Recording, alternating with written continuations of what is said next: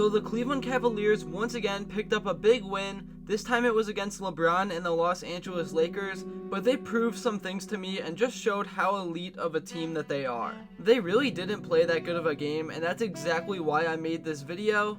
The Cavs just have so many ways to win, and I predicted 60 wins before the season even started, and look at us now. Yes, I know things can change in an instant, but this Cavs team is just so deep, and I don't see them going away, at least anytime soon. Anyways, in this video, I'm once again going to be talking about the Cleveland Cavaliers.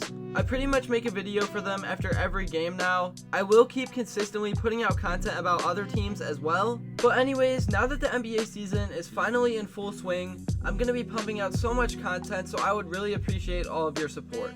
It only takes 5 seconds to like and subscribe, plus you can always change your mind. I'm now on the road to 7K subscribers, and we're actually almost there, but let's get there as fast as possible. Thank you so much for getting me past 6K, and right now we are just growing super fast. So the Cleveland Cavaliers beat the Los Angeles Lakers 114-100, and the crazy thing is, the Cavs played a terrible game and still won by 14. As I was saying earlier, this is pretty much the reason I wanted to make this video. This team is just so scary, and we're only 9 games into the season. So if you're a Lakers fan, please do not get offended. I think you already know the truth. But the Lakers are just hot garbage, and their future is not looking bright. I'm a huge LeBron fan. I will always defend him, but I will say he screwed your franchise. Although he did get a championship, it was unfortunate that it was in the bubble, but you guys have no draft picks. You have a horrible roster surrounding LeBron and AD. I would not be surprised if the Lakers don't get 20 wins this season. They were that bad. They have no shooting, and overall, they just have nobody. I gotta believe there's some better players in the G League, or just somebody waiting to get their chance, because this team just shoots brick after brick. Anyways, moving back over to the Cavs side of things, Donovan Mitchell had another dominant performance, scoring 33 points, getting 5 rebounds, and also 2 assists. Him and Darius Garland were really the ones leading the way, especially in the first half. They had like all the points. The bench only had 10 points in the first half. It was kind of pathetic. But again, that happens sometimes, and that bench unit was the same group of guys that just dominated the Pistons a few nights ago. Whenever Dean Wade, Kevin Love, and Cedi Osman can't buy a basket, you know you're in for a rough one, and we still won by double digits. This team just plays so hard and together. They have an elite defense. They gave up like 38 points in the first quarter, and then they only allowed 100 for the whole game. In that first quarter, the Lakers were shooting a ridiculous like 63%, but they were getting easy inside looks. But the Cavs responded and clamped down the rest of the way. Also, Jarrett Allen and Evan Mobley were in early foul trouble, so I think that's why that happened. I just love the junkyard dog chain idea that they came up with because it really describes how this team plays. Tonight, the players actually gave it to JB Bickerstaff because of his halftime speech, which I just love to see. This team just has great chemistry. They all like being around each other. They don't get involved in any woke media stuff, and they just play to have fun. The NBA is not going to be ready to deal with this team once they get going midway through the season. They are just starting out, and they're already this good, like I said. I just can't believe Cleveland basketball is finally back. I do gotta say, us Cavs fans are pretty spoiled. We only had to go through a 4-year rebuild, and just like that, we are back to contenders. Kobe Altman is just the man. I really do think at this point, it's safe to say that Darius Garland and Donovan Mitchell are the best backcourt in the entire league.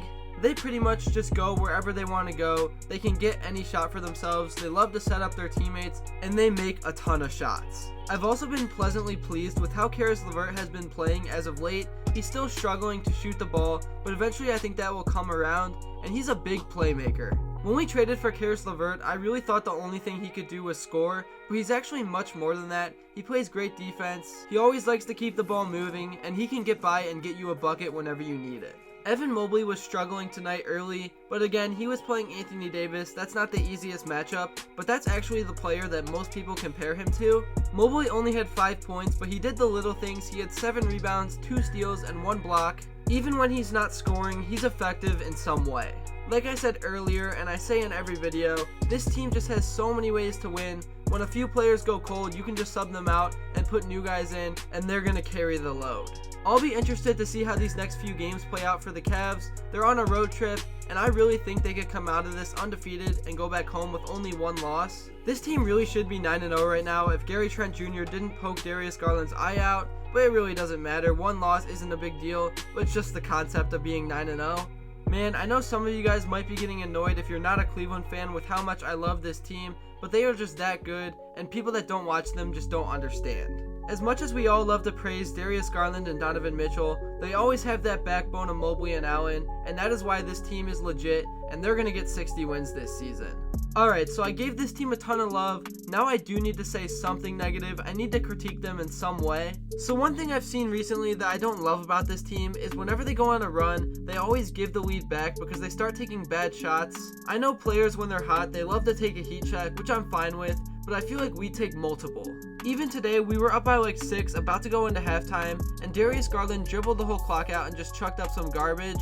I know you want to make sure the Lakers don't get the ball back, but I just feel like we can get a little bit better of a shot. But I mean, that's really the only negative thing I could think of to say. Maybe Mobley and Allen could have gave a little bit more effort on the defensive end, but I know it's hard to do that for 82 straight games. We were giving up a lot of easy layups to Anthony Davis and Russell Westbrook, and that's really the only way they have to score. But yeah, that's really all I have to say. This team is just playing so well right now. Let me know in the comments below what you guys thought about this game. I know I usually go a lot more in depth in my videos, and I'm gonna do that in the future. I just had a super busy weekend and I'm exhausted. Anyways, that's all I have to say in this video. There's just been so much craziness going on in the NBA so far this season, and there's just so much more to talk about. I'm gonna continue to pump out as much content as possible, so I would really appreciate it if you would join me for the ride. I'm on the road to 7K subscribers, and I believe y'all can help me get there. Also, one more thing, make sure to comment below what you want to see next. Anyways, thank you all for watching, and until next time, I'll see you all later.